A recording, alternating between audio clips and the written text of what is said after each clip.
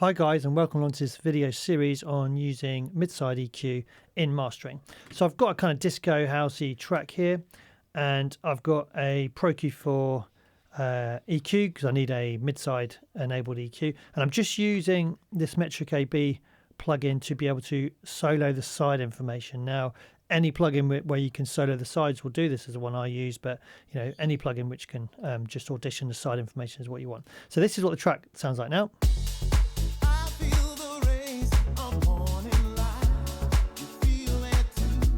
Okay, and if I press sides, I'm able to listen to the side information. Okay, so I'm actually going to work on the side information. This is what I do when I'm mastering a track. And you can apply this to mixing as well, sub mixes, things like that. But I'd say mainly it's a mastering kind of technique. So what I'm going to do is, first of all, I want to work on that low end. I don't really want loads of low end in the sideband. So if I click on this little button here, I can choose whether the EQ is going to be working stereo, left, right, the middle, or the sides, and I've chosen the sides there.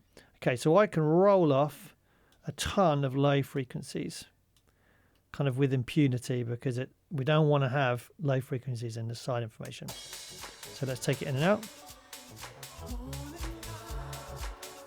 So you can hear, for some reason, I've got low end in the kick drum there, probably from like reverb on the drums.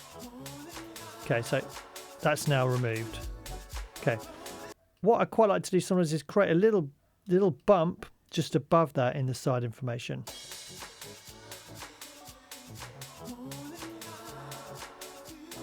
Okay, let's try and exaggerate a bit. So we're kind of around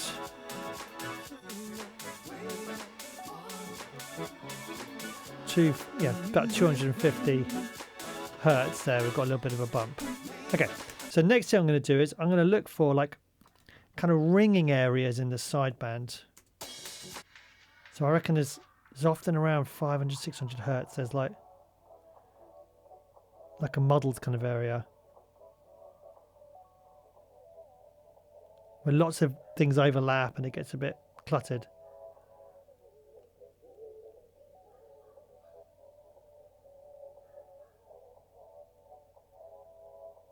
Yep, so maybe around there.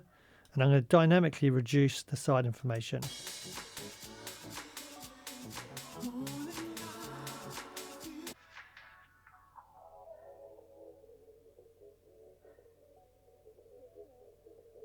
Yeah, I think that as well is a bit weird sounding, or a bit kind of muddled.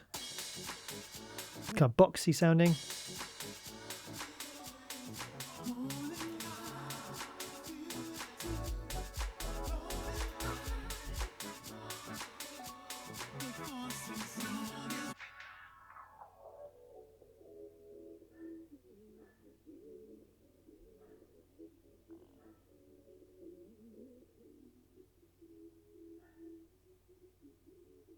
There's kind of resonant areas, and we're only working in the side, so we can be a little bit more surgical than we would be in mastering normally.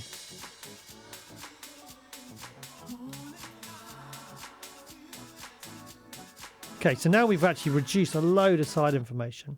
But what we can actually do now is maybe bring in, overall create a kind of a boost in the side information.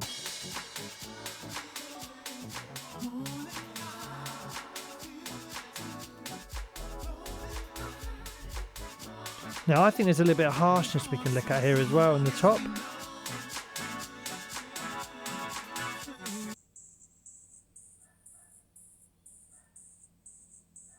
Maybe around there.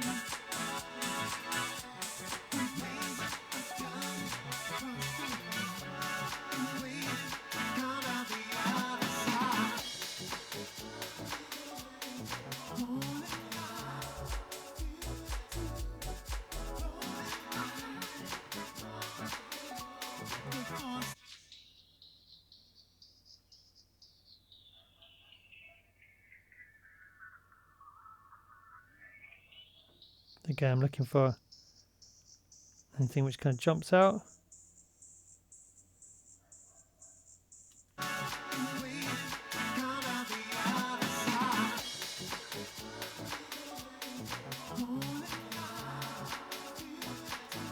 So I might just take my broad kind of boost and bring it up a bit.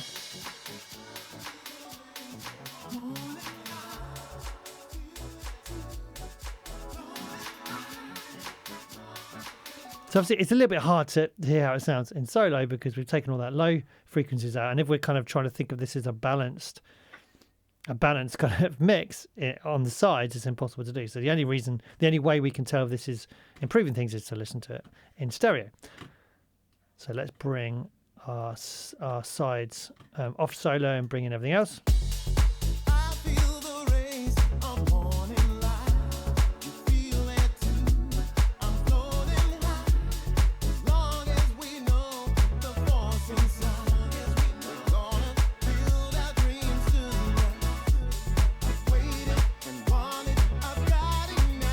That's without it.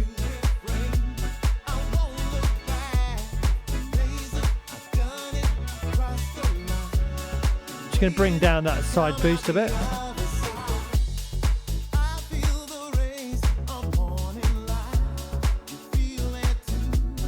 So without.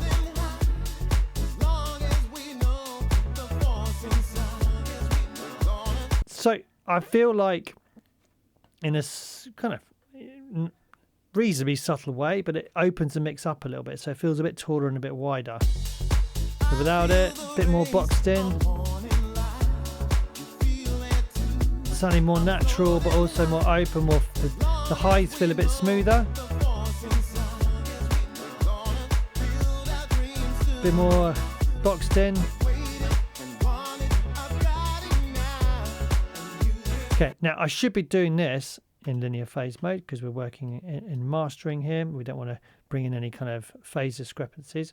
And once we get like a setting dialed in,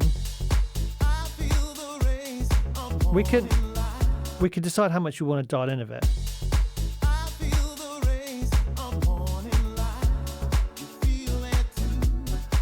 So we can use the mix control to say, okay, we could be more subtle. We can push it more.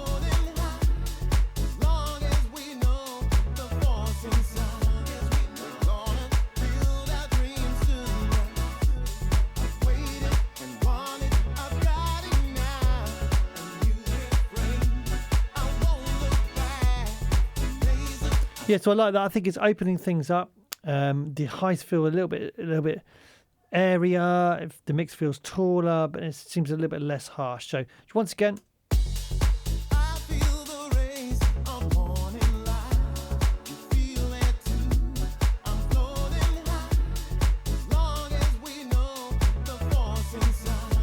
So I'm always looking for front-back perspective, taller and wider without sounding unnatural. That's the danger with this, is anytime we're using mid-side EQ, we're very much in danger of making things sound strange. So this boost here I need to get right.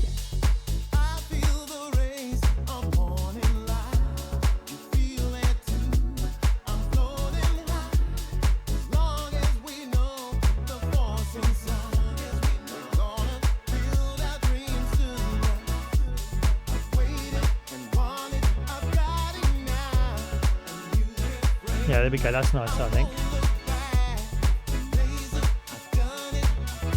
Yeah, so to me that's quite a big difference.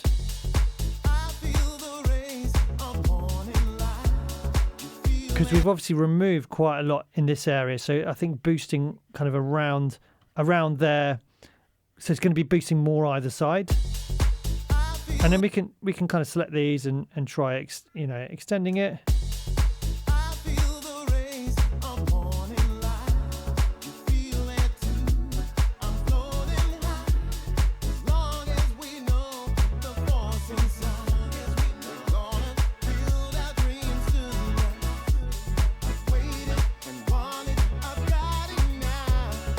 Yeah, so if you want to make your mixes sound bigger, this is a great way of doing it by using mastering mid-side EQ. And as I said, you can do this on submixes, on drums, things like that. It's really nice to listen to your parts and your tracks just the side information to see what's going on. Is there loads of low end in there? Why is there loads of low end in there? Have you got stereo information in the sub range that shouldn't be there? What does the highs sound like? Do they sound harsh? You know, you don't want side information to sound kind of harsh. You want it to be airy, smooth, and kind of floaty for the most part.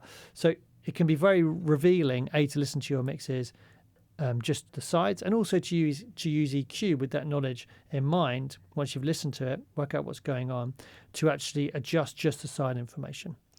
My name's been Larry Holcombe. I hope you've enjoyed that video on mid-side EQ in mastering, and hopefully I'll have you back for another video with Sonic Academy in the future. Thanks for watching.